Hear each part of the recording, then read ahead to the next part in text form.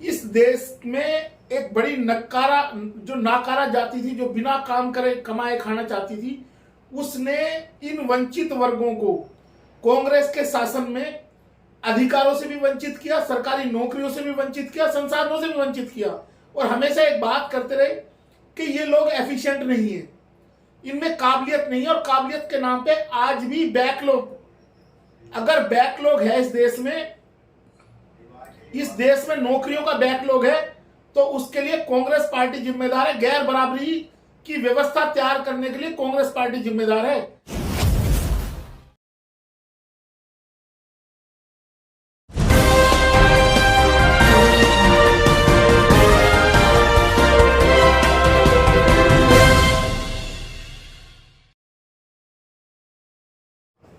आपकी अपनी party peoples के राष्ट्रीय अध्यक्ष अमित चौहान जी हमारे बीच हैं। और देखा जाए अभी जातीय जनगणना का जो मामला चल रहा था पूरे देश के अंदर, और बिहार की अभी गणना का जो अभी निर्णय आया है, जो उसमें दर्शाया गया, बताया गया ओबीसी कम्युनिटी को, क्या लगता है कि इस देश के अंदर, क्या पूरे देश के अंदर जातीय जनगणना होना बहुत जरूरी है आपके मत?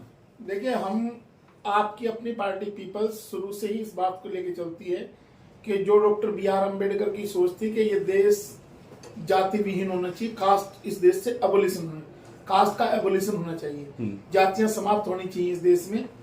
तो आपकी अपनी पार्टी पीपल्स जाति जनगणना की बजाय ये चाहती है कि देश में जातियों की समाप्ति हो।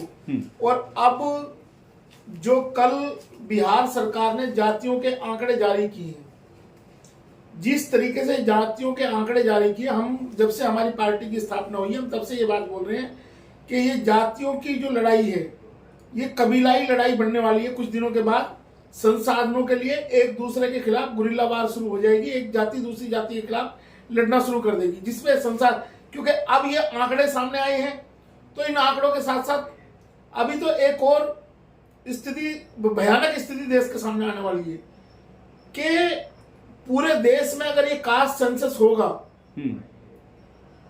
तो एक बड़ी आबादी को यह पता चलेगा कि एक छोटी आबादी, मुट्ठी भर आबादी के पास उनके सारे जमीन संसाधन उनके पास एक केंद्रित है, और बड़ी आबादी जमीन और संसाधनों से विहीन है।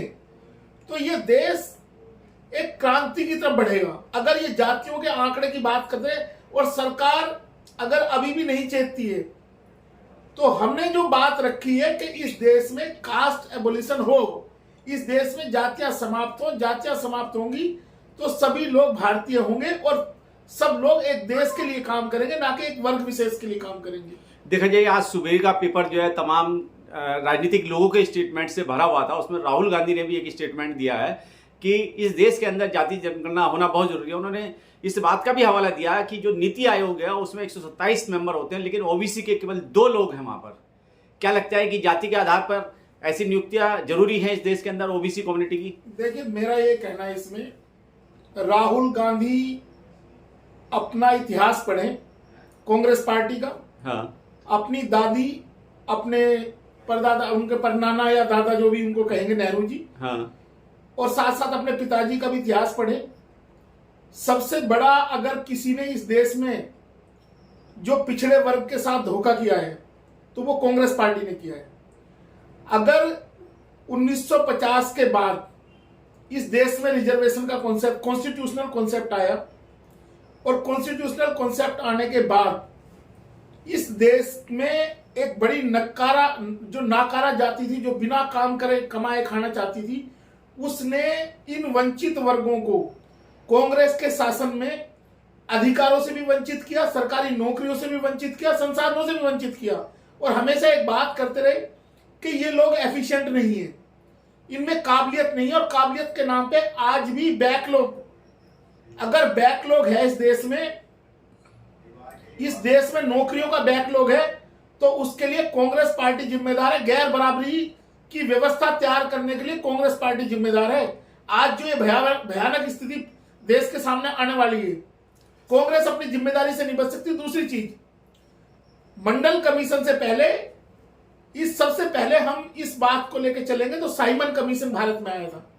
साइमन कमीशन जब बाबा साहब डॉक्टर अंबेडकर गोलमेज सम्मेलन में गए, तो यहां के पिछड़े लोगों की स्थिति को जानने के लिए साइमन कमीशन आया। लेकिन उस समय महात्मा गांधी और जो उनके फॉलोअर थे, उन्होंने एक बड़ा आंदोलन पंजाब में शुरू कर दिया, जिसमें लाठी चार्ज की वजह से लाला लाजपत राय की डेथ हुई। उन्होंने कहा साइमन कमीशन गो बैक। आज तक भी इतिहास दबा दिया गया है कि ये नहीं पता किसी को कि साइमन कमीशन भारत में क्यों आया था। साइमन कमीशन इसीलिए भारत में आया था कि यहाँ के जो गरीब लोग हैं, जिनका शोषण हुआ है सदियों से, जो बाबा साहब ने वहां जाके कहा था कि जो आपके गुलाम हैं हम उनके गुलाम हैं, तो ये जब बात बाबा साहब ने वहां रखी थी गोलमेज सम्मेलन में, और उसके बाद साइमन कमीशन की नियुक्ति हुई, तो ये प्रक्रिया पुरानी चली आ रही है। इस पे कांग्रेस ने कभी भी वर्कआउट नहीं किया। दूसरा, बीपी मंडल ने 1978 में अपनी रिपोर्ट सौंपी थी इंदिरा गांधी के शासनकाल में। श्रीमती इंदिरा गांधी को उन्होंने रिपोर्ट सौंपी थी। उस रिपोर्ट को, बीपी मंडल की रिपोर्ट को कांग्रेस पार्टी दबा के बैठी रही। कांग्रेस पार्टी ने कभी भी उसको आगे नहीं बढ़ने दिया। ये जो इस देश में सामाजिक क्रांति लाने में और जो मंडल कमीशन को लागू करने के लिए बीएसपी के फाउंडर मान्यवर कांसीराम साहब ने, जब क्योंकि हम लोग भी वहां काम कर रहे थे उस समय, तो उन्होंने नारा दिया था कि मंडल कमीशन लागू करो वरना कुर्सी खाली करो। ये जो ओबीसी का वर्ग है, ओबीसी वर्ग को तब तक भी ये नहीं पता था कि तुम्हारे अधिकारों के लिए बीपी मंडल की रिपोर्ट है, और बीपी मंडल ने जो रिपोर्ट तैयार की है उसमें ओबीसी को हक दिया जाएगा। जबकि यही काम पहले बाबा साहब ने भी किया, लेकिन उस समय उन्होंने कहा, गांधी के द्वारा जो लोग जो उनको फॉलो करते थे, उन्होंने ये अफवाह फैला दी उस समय बाबा साहब के टाइम पे कि अंबेडकर सभी को अछूत बनाना चाहते हैं। तो आज जो स्थिति है, इसके लिए अगर वीपी सिंह की सरकार को गिराया तो भारतीय जनता पार्टी और कांग्रेस दोनों ही इसके लिए जिम्मेदार है। जब मंडल कमीशन लागू कराया गया, पार्टियों जब पिछड़ों का नेतृत्व आया और मंडल कमीशन लागू कराया गया, तो वीपी सिंह की सरकार को भाजपा ने ही तो गिराया था। मंडल कमीशन लागू करने की स्थिति में भाजपा ने भी सरकार को गिरा दिया, और भाजपा मुट्ठी भर लोगों के शासन, मुट्ठी भर लोगों पे संसाधनों का केंद्रित करके इस देश की बड़ी आबादी को स्लेवरी की तरफ धकेल रही है। जो ये बार बार मनुस्मृति की बात करते हैं और चीजों की बात करते हैं, उसका मकसद ही है कि बाकी लोगों के पास कोई अधिकार नहीं रहेगा। इसीलिए इस देश में नोटबंदी लाई गई ताकि गरीब लोगों से पैसा छीन लिया जाए, जीएसटी लाया गया ताकि मिडिल क्लास जो गरीब आदमी व्यापार करने लगा था उसका व्यापार छीन लिया गया। और अब जो स्थिति है, कल मुझे तो बड़ी शर्मनाक बयान प्रधानमंत्री का लगता है कि इस देश को जातियों में बांटने की बात है।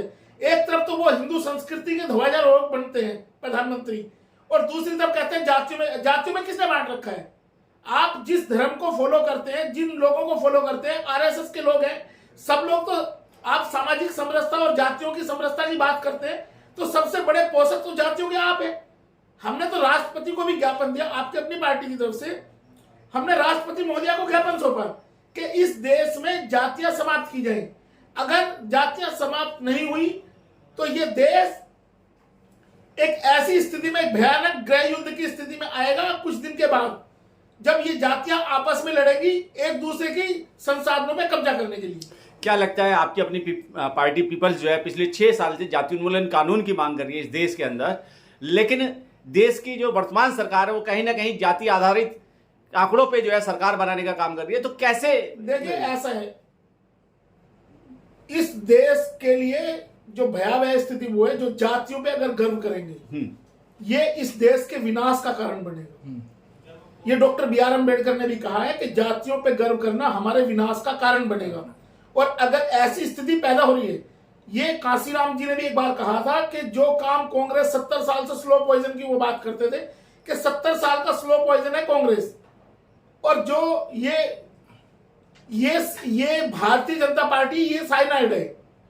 स्लो पॉइजन से आज तक ये स्थिति है, लेकिन भारतीय जनता पार्टी साइनाइड का काम करती है। उसको खाते के साथ जो जहर है उससे आदमी की मृत्यु होगी, तो उसने उस काम को बखूबी अंजाम दिया। उस व्यवस्था में गरीब लोगों के हकों को छीनने के लिए, उनके हकों को मारने के लिए भारतीय जनता पार्टी साइनाइड का काम कर रही है।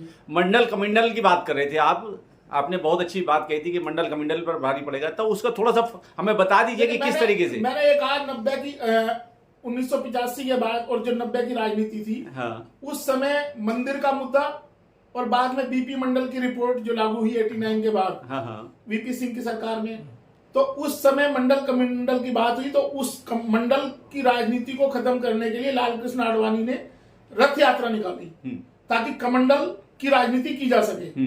मैंने अब ये बात मैंने रखी है आज कि कमंडल पे मंडल इसलिए भारी हो जाएगा कि आपका जो मेन इशू था राम मंदिर का, वो आपने चाहे बेईमाना करके या कुछ भी करके आपने अपना मंदिर का मुद्दा सोल्व कर लिया, तो कमंडल का मुद्दा तो गया है, डंप हो गए। हाँ।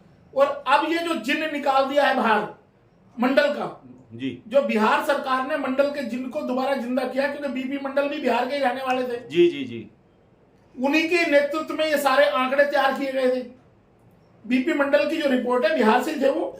तो आज जो स्थिति है, अब मंडल कमीशन कमंडल पे भारी पड़ने वाला है, क्योंकि जो कल आंकड़े दिए गए हैं वो जो 3% लोग हैं, 3% लोगों की भागीदारी 98% है शासन प्रशासन में। अब ये जब चीज आएगी, जब एक हमने तो बार बार लोगों को बताता हूं, एक गाना भी है कि हम मेहनत कश इस दुनिया से जब अपना हिस्सा मांगेंगे, एक बाग नहीं एक खेत नहीं, हम सारी दुनिया मांगेंगे।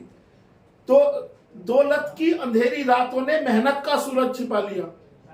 हम मेहनत कश इस दुनिया से जब अपना हिस्सा मांगेंगे तो अपना हक का सवेरा भी मांगेंगे। ये गरीब लोग जो है अब उस स्थिति में आ गए कि वो अपना हक मांगने के लिए खड़े हो जाएंगे।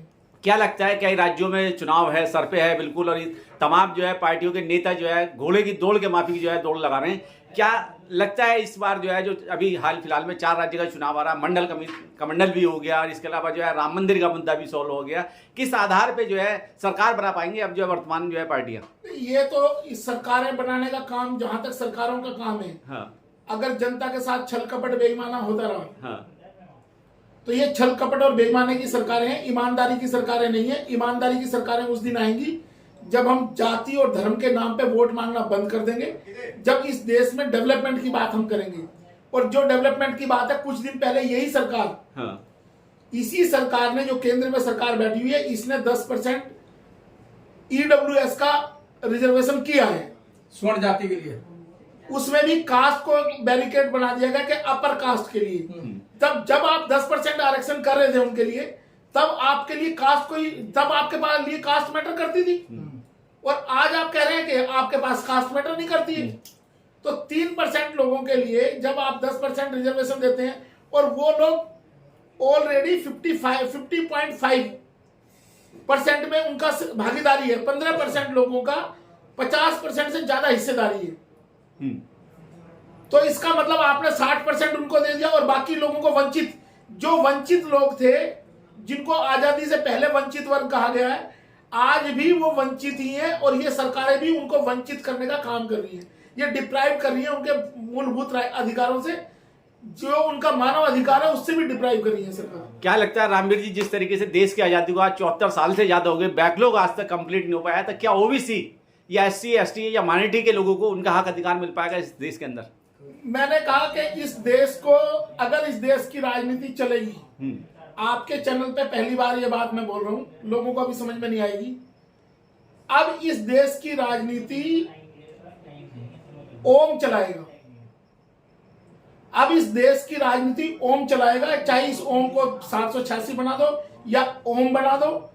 अब अगली जो राजनीति वो ओम चलाएगा। ओम मतलब, ओम का मतलब है अदर बैकवर्ड क्लासेस, OBC। ए का मतलब है जो आपका अनुसूचित जाति और जनजाति, और साथ साथ एम का मतलब है मुस्लिम। हाँ। ये तीनों मिला के, ये माइनॉरिटी मिला के ये इस देश को चलाएंगे। आखिर में चलते चलते अगर देश के लोगों को कुछ जो है संदेश की बात की जाए, उनको अवेयर करने की बात की जाए, बताने समझाने की बात की जाए अपने माध्यम से, तो किन शब्दों में कहेंगे फिर? हमारा तो देखो, हमारा सब सिंपल सी बात हमारी यही है कि we want to bring a caste abolition act in this country, so that every citizen of this country will work for the country, for the progress of this country, and irrespective of their caste, we want to eliminate the caste system in this country. चलिए।